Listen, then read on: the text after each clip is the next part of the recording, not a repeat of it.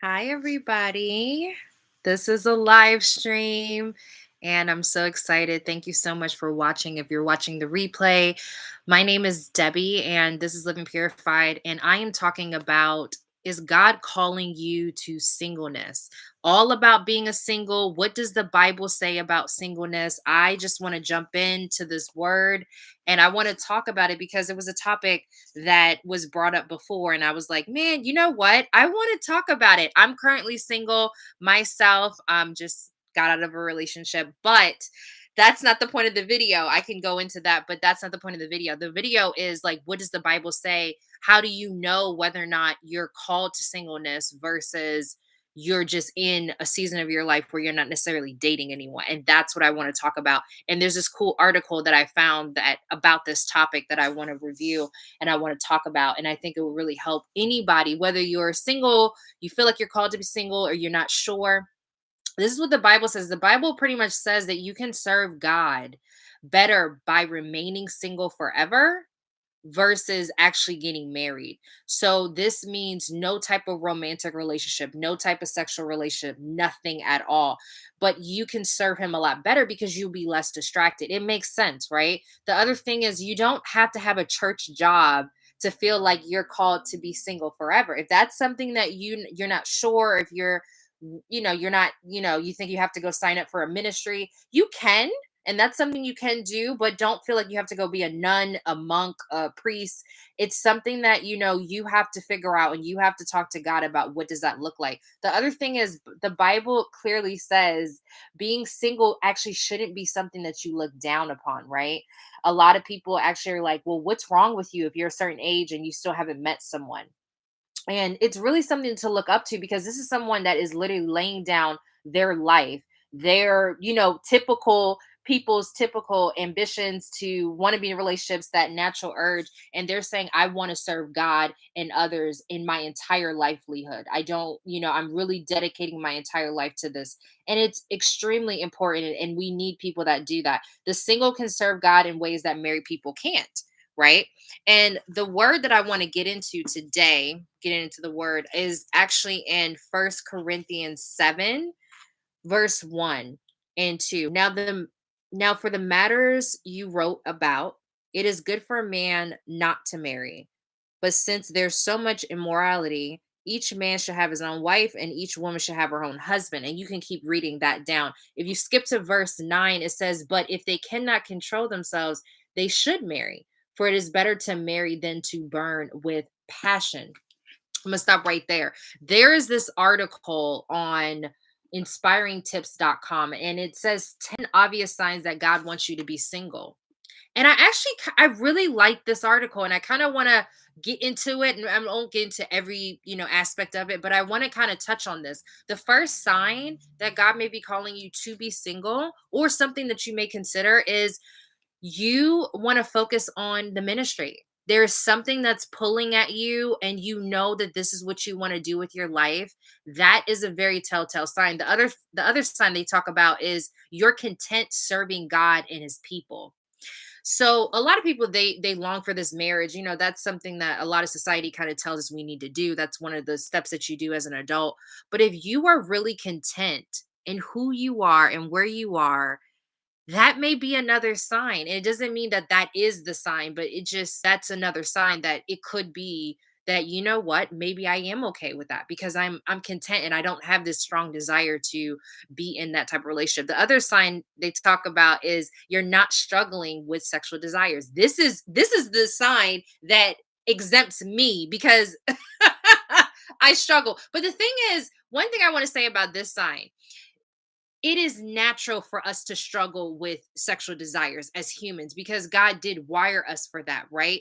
It's the part where when you know that you're committed to do this, now you have to come up with systems, you have to come up with ways and what to do with those urges, right? If you're being called to do this. then you have to come up with your way. God help you, have accountability.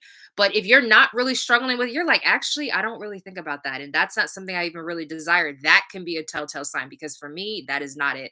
You've never been in a relationship. I feel like that's extreme, but actually it's very true. I've met people, they've never dated. They're almost 30, they're 35, they've never been in a relationship. They just really kind of stay close to family, they're involved in the community, or they don't have that many relationships. Maybe they only had one person they were with a long time ago. I think that's an interesting sign. I never thought about that. You've never been in a relationship. That may be telling. You also cannot see yourself spending your life with someone.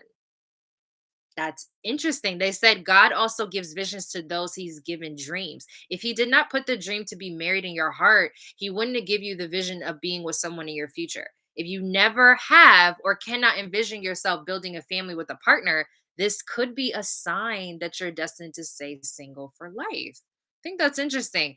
The other sign they talk about is your past relationships made you realize that you prefer being single. I want to stop right there.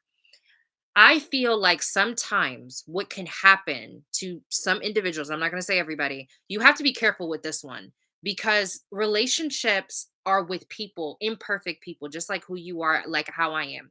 And one thing I think God doesn't want us to believe is, because I haven't met the right person, I must be destined to be single. Like, the singleness intent is due to hurt, due to pain, due to negative experiences and situations. That, I don't believe that's what God's talking about.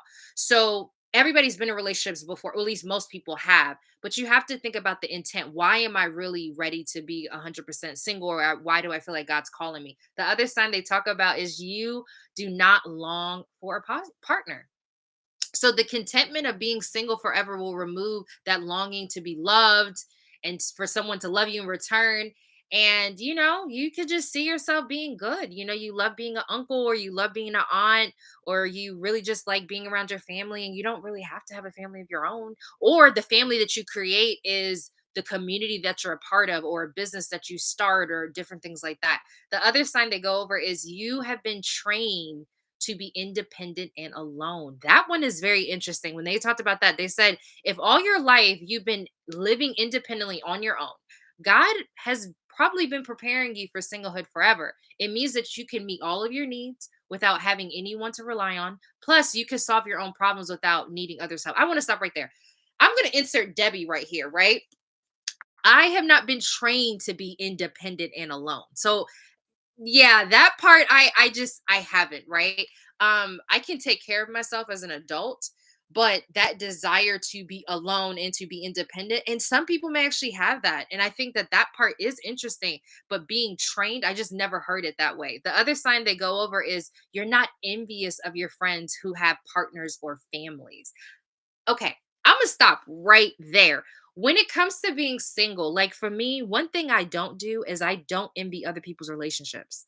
I never envy. If you have a relationship, I don't want your relationship, because I always say this, I don't know what you got. I don't know what you did to get it, and I don't know what you're doing to keep it.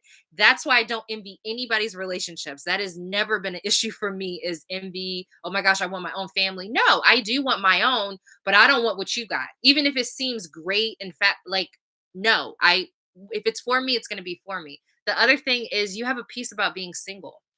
Having a piece of the decision to stay single is the best indicator that singlehood is God's will for you.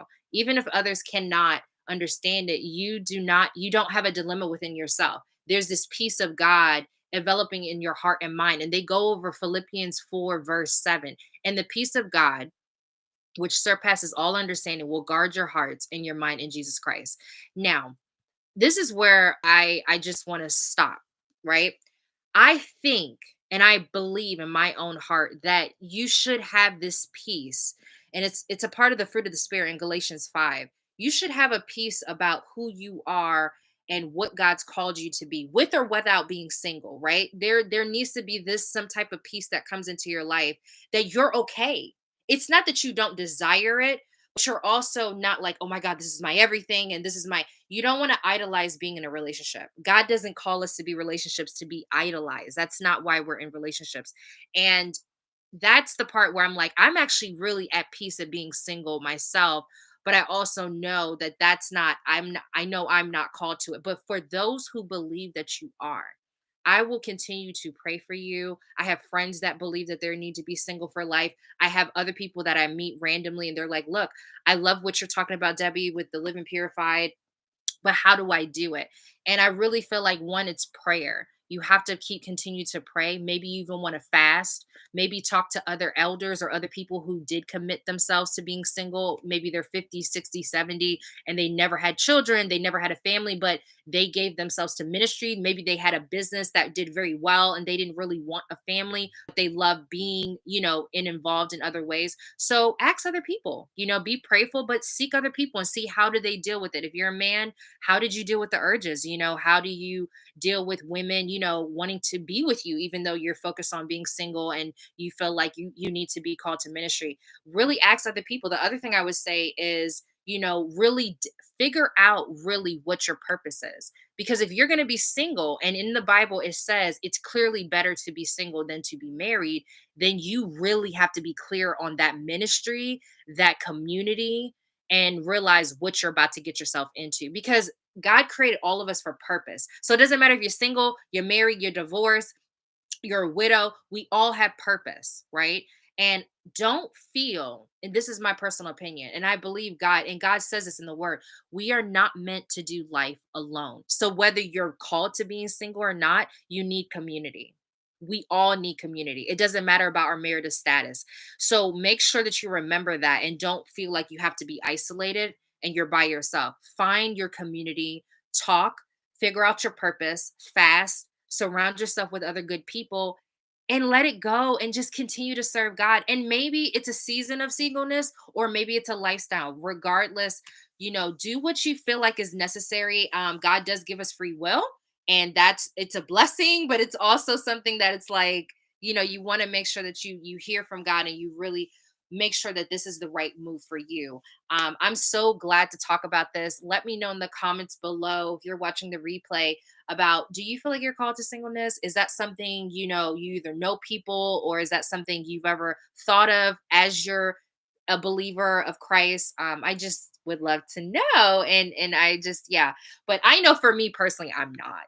And I feel like most people that watch Living Purified, they know that of me. But I do feel like I want to respect, and I also love to talk about those who are struggling, or not even just struggling, but just debating, like, is this for me? And what does that look like? And how do I move forward? And that's why I really created this video, was to help those who are in question. Or even if I wrote like every sign I said, you're like, no, no, no. And then you're meant to, and so and I'm hoping, praying for those seasons of people who are looking for a spouse, who are looking for a wife, who are looking for a husband, um, that are in dating relationships, that are getting married. I have people in my family that are getting married, and it's a beautiful thing. It's work, but it's a beautiful thing. And so yeah, so that's that. And yeah, so I will see you on the next video. Thank you so much for watching Live and Purify, my online journey to living a purified Christ purified life for Jesus Christ in my mind, body, and spirit. I cannot talk today. I am heading off. I will see you. Bye.